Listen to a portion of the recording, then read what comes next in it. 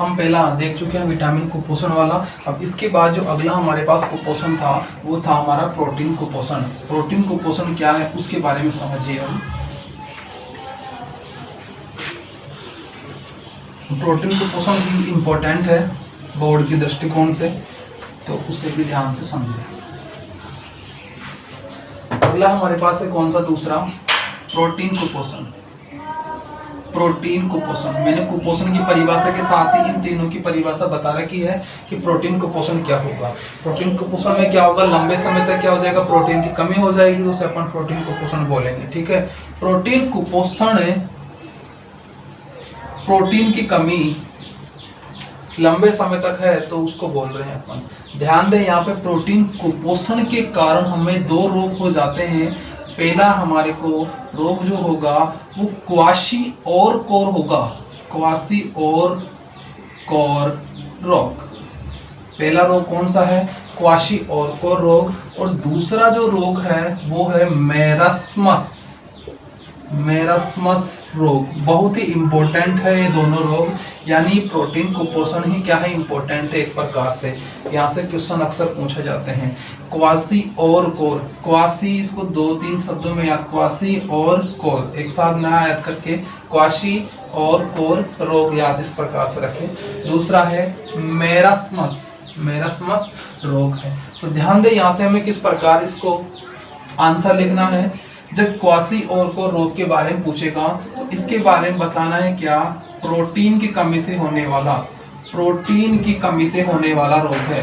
Protein की कमी से क्या है, होने वाला रोग, प्रोटीन की कमी से होने वाला रोग। पहली बात तो हमें याद होनी चाहिए, दोनों प्रोटीन की कमी से हो रहे हैं, लेकिन इसमें थोड़ा सा क्या है अंतर है, वो हम बाद में देखेंगे। अच्छा, फिर इसके बाद हमें बताना है इसके लक्षण, कि जब ये रोग हो जाएगा तो होगा क्या, उसमें हमारे शरीर में किस प्रकार के लक्षण आएंगे। ध्यान दें, अक्सर छोटे बच्चों में ज्यादा होते हैं। तो उस स्थिति में क्या होगा, पहला याद रखना क्या, कि जो बच्चे हैं उसका क्या हो जाएगा, पेट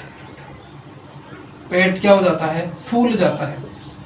बच्चे का क्या हो जाता है, बच्चे का पेट फूल जाता है। चित्र में देखना, किताब में डायग्राम दे रखे हैं, उसमें जो छोटे छोटे बच्चे उनका पेट क्या है, फूला हुआ दिखा रखा है। उस प्रकार की स्थिति हो जाती है इसके अंदर।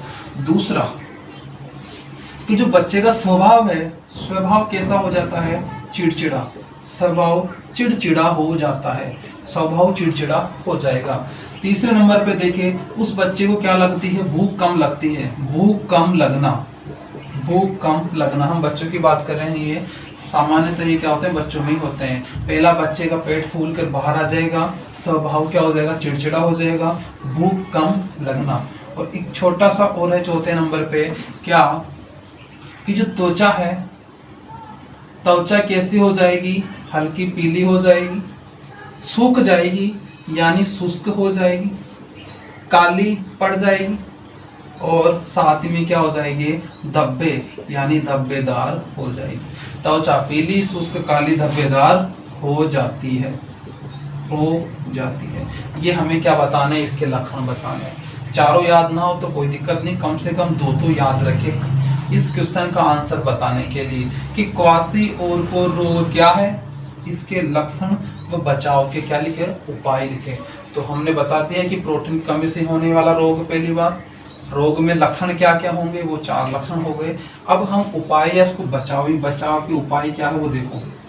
बचाव क्या है इस रोग से, इस रोग के, तो ध्यान दे, जो माता होती है, माँ होती है, माँ को क्या दो, माँ को संतुलित भोजन खिलाओ। जब बच्चा पैदा होता है उसी समय क्या करो, गर्भ के अंदर जब बच्चा होता है उस समय माँ को क्या दो, संतुलित क्या दो, भोजन। ऐसा भोजन दो जिसमें सभी पोषक तत्व हो, सभी पोषक तत्व होंगे तो हमें किसी की कमी ना होगी और हम कुपोषण का शिकार होने से बच जाएंगे। तो माँ को क्या दो, संतुलित भोजन दो। दूसरी बात है, जो बच्चा हो गया, बच्चा जन्म गया, उसको क्या दो, बच्चे को माँ का दूध पिलाओ। ठीक है, बच्चे को क्या, माँ का दूध पिलाओ।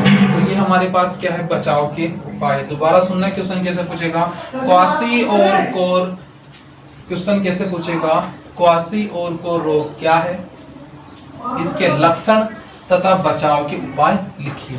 तो जिस प्रकार मैंने ये लिखा है उसी प्रकार तुमको लिखना है, इसमें छेड़ाखानी ना करे। अच्छा, अगला कौन सा है? मेरस्मस रोग। मेरस्मस रोग क्या है? ध्यान दें, प्रोटीन के साथ साथ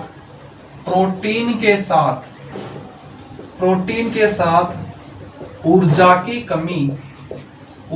कमी होने से क्या हो जाता है? मेरस्मस रोग हो जाएगा। प्रोटीन की कमी तो चल ही रही है और साथ ही साथ क्या है, उसमें ऊर्जा के स्रोत है। ऊर्जा हमें प्राप्त होती है किस किस से? कार्बोहाइड्रेट से और वसा से। कार्बोहाइड्रेट से और वसा से। जब कार्बोहाइड्रेट कम हो जाता है तो हम वसा पे आते हैं। हमारा शरीर की वसा से क्या लेता है? ऊर्जा लेता है। और अब वसा में भी क्या हो गई? वसा की भी कमी हो गई। तो उस स्थिति में क्या होता है? हमें मेरस्मस रोग हो जाता है। यानी प्रोटीन के साथ साथ ऊर्जा के स्रोत यानी ऊर्जा की भी यदि हमें शरीर में कमी हो रही है तो मेरस्मस रोग हो जाएगा। इसके वापस से वैसे ही हम इधर आंसर लिखे थे वैसे ही आंसर लिखना है कि लक्षण क्या है इसके। तो हमें बताना है क्या कि जो बच्चे का शरीर होता है वो दुर्बल हो जाता है, उसमें क्षमता नहीं होती कि चल सके फिर सके, यानी इतना उसका प्रबल शरीर ना हो कि क्या हो जाएगा? दुर्बल शरीर हो जाता है।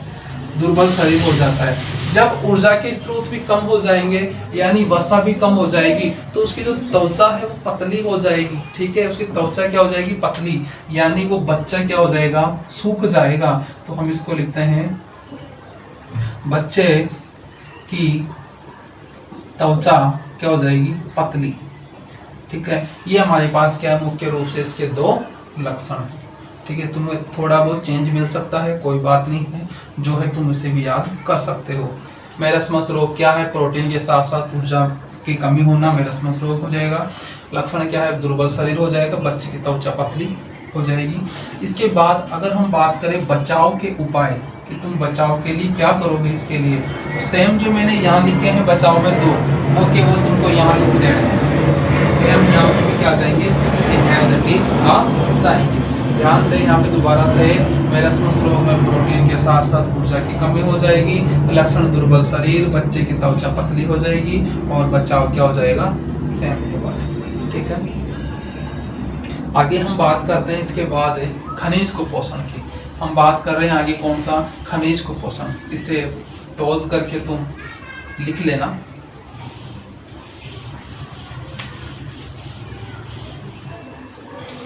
अब हम बात करते हैं तीसरे नंबर पे कौन सा? हमारे पास तीसरे नंबर पे क्या है? खनिज कुपोषण।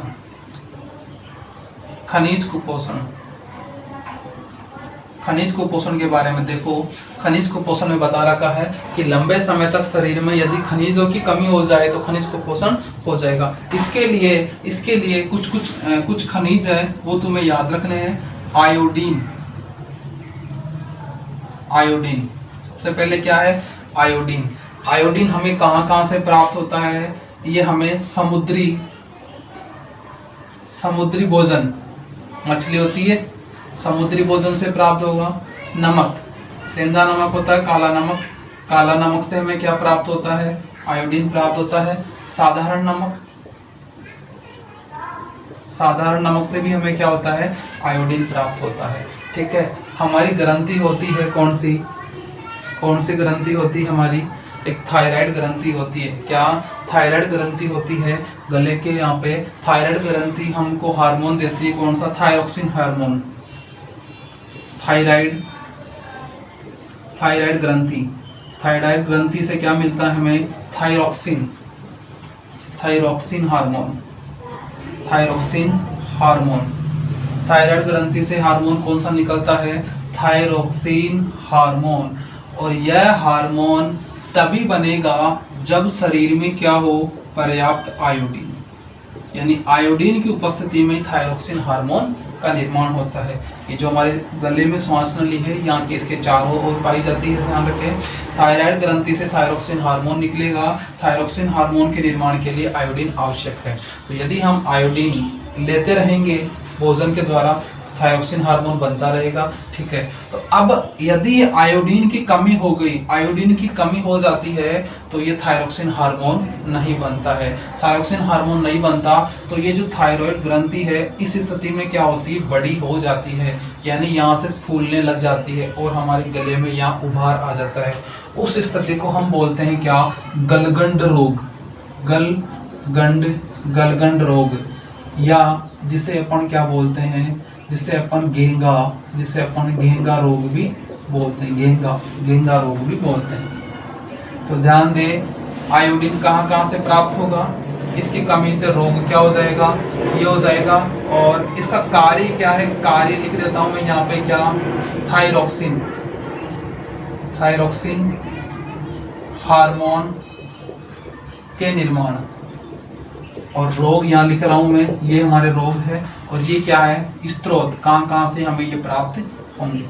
ठीक है, तो पहला हमारे पास आयोडीन है, स्त्रोत ये है, कार्य क्या करता है आयोडीन, इसकी कमी से रोग क्या होता है, गलगंड या घेंगा रोग या गाइटर भी बोलते हैं इसे, ये रोग हो जाता है। ठीक है, हमें ये ज्यादा याद नहीं करना, हमें तो जो मैंने लिखा है वो याद करना है। सीधा सीधा क्वेश्चन पूछता है आयोडीन कमी से होने वाला रोग, वैसे कार्य लिखिए। तो आयोडीन कमी से होने वाला रोग तो गलगंड या घेंगा रोग है, और कार्य हमारा थायरोक्सिन या हार्मोन के निर्माण में।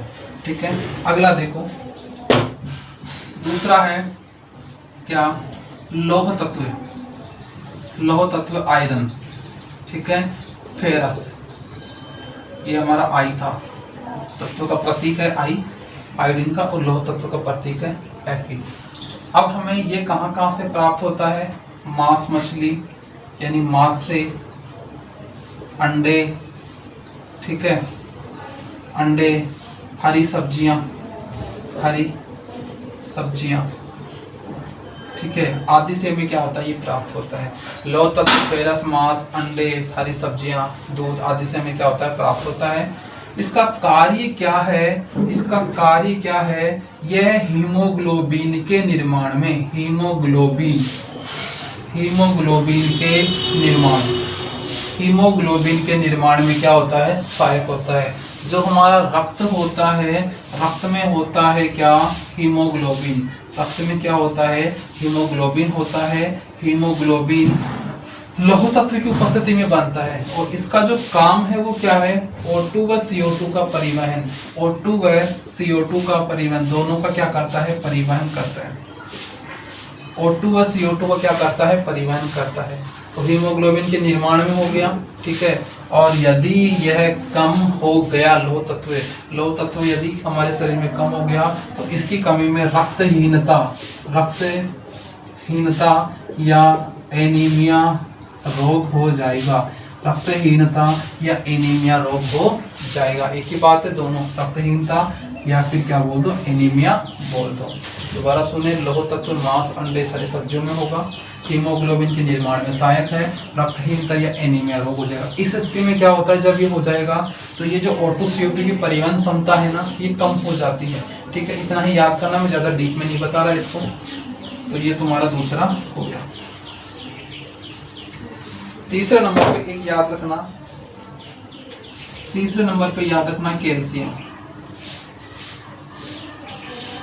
कैल्शियम